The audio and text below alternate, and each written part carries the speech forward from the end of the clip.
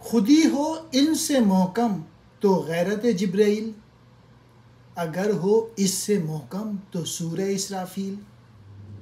عذاب دانش حاضر سے باخبر ہوں میں، کہ میں اس آگ میں ڈالا گیا ہوں مثل خلیل۔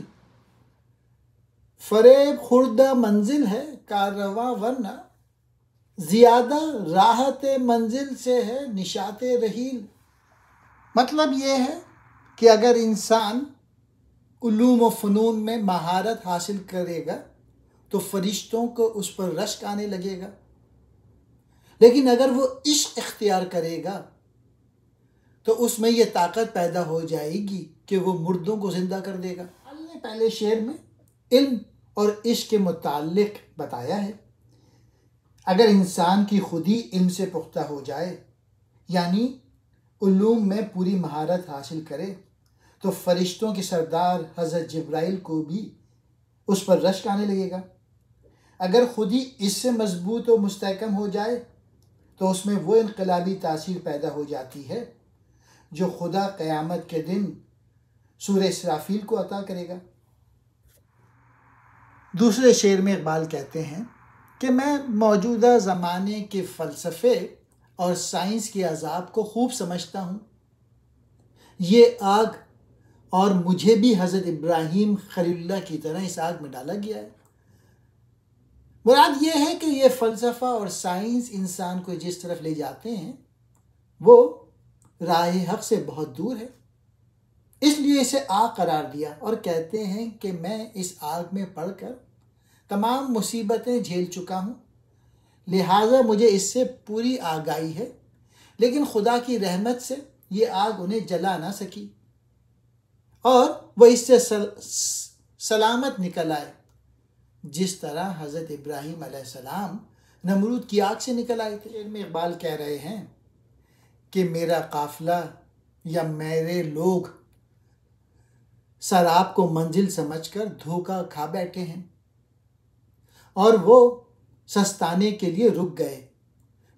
اقبال کہہ رہے ہیں قیام سے کہیں زیادہ بہتر مسلسل سفر ہے، خواہ اس عمل میں کتنی ہی تکلیفوں کا سامنا ہو۔ یوں بھی سمجھا جا سکتا ہے کہ ملت کے لوگ اس دنیا کو ہی سب کچھ سمجھ بیٹھے ہیں، اس لیے وہ آرام کے خواہش مند ہیں، اور اقبال چاہتے ہیں کہ مسلسل آگے بڑھتے رہیں، مسلسل جستجو کرتے رہیں، مسلسل زندگی میں جد و جہد کرتے رہیں۔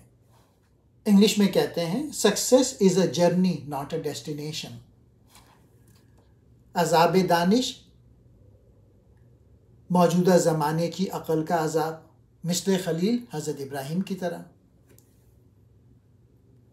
فریب خوردہ دھوکے میں آیا ہوا، نشاط رحیل سفر کی خوشی۔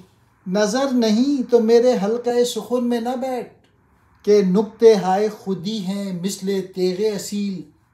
مجھے وہ درس فرنگ آج یاد آتے ہیں، کہاں حضور کی لذت کہاں حجاب دلیل۔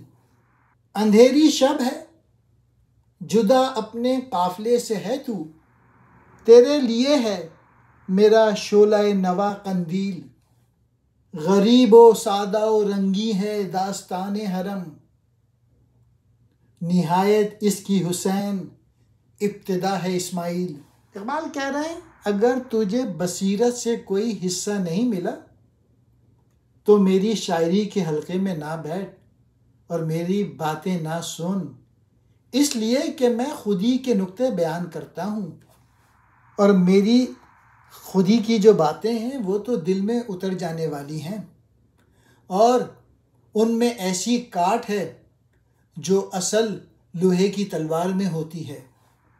درس فرنگ سے اقبال کی مراد اپنا وہ زمانہ جو انگلستان اور جرمنی میں انہوں نے بسر کیا تھا اور جہاں پہ انہوں نے وہ تعلیم حاصل کی تھی، اور وہ فلسفے کی ان کتابوں کا مطالعہ کیا تھا جن میں خدا کی ہستی کو عقلی دلائل سے ثابت کیا گیا تھا، لیکن عقلی دلائل سے جیسے کہ اہل علم جانتے ہیں خدا کی ہستی پر یقین کامل پیدا نہیں ہو سکتا، اور اس بات کو اقبال نے حجاب دلیل سے تعبیر کیا ہے۔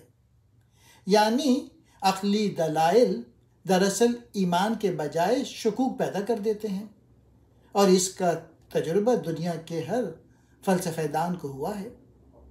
یورپ سے واپسی پر اقبال نے قرآن حکیم اور مولانا روم کی مصنفی کا مطالعہ شروع کیا، اور ان دونوں کتابوں کی بدولت ان کے اندر اللہ کی ہستی پر ایمان پیدا ہوا، اور ان کتابوں نے اقبال کو اس حقیقت سے آگاہ کیا کہ اللہ تعالیٰ پہ ایمان ذریعہ عقل نہیں بلکہ قلب ہے، دل سے ہے، اور اس بات کو اقبال نے حضور کی لذت سے تعبیر کیا ہے۔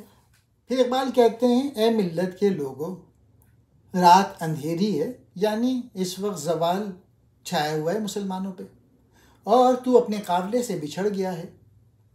میرے نغمے، میرے شاعری، یہ تیرے لیے چراغ راہ کا کام دے گی، یعنی میری شاعری پڑھ اور اس کی روشنی لے کر تو اپنے قافلے سے جا ملے گا۔ آخری شعر میں اقبال کہتے ہیں کہ کعبے کی داستان بہت ہی نرالی ہے، اگرچہ کہنے میں سادہ ہے، اس کے ساتھ ہی رنگین بھی ہے۔ اس کا آغاز حضرت اسماعیل علیہ السلام سے ہوا۔